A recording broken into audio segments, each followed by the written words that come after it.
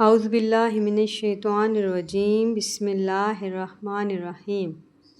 شروع اللہ کے نام سے جو بڑا مہربان نہایت رحم کرنے والا ہے۔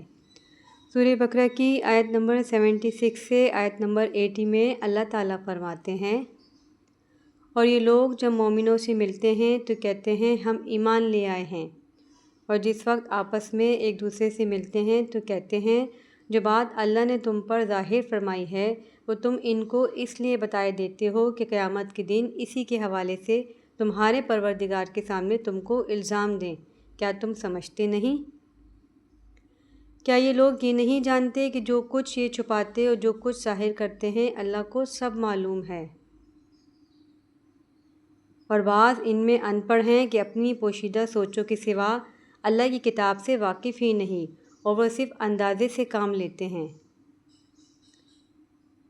تو ان لوگوں پر افسوس ہے جو اپنے ہاتھ سے تو کتاب لکھتے ہیں اور کہتے یہ ہیں کہ اللہ کے پاس سے آئی ہے تاکہ اس کے عوض تھوڑی سی قیمت یعنی دنیاوی فائدہ حاصل کر سکے۔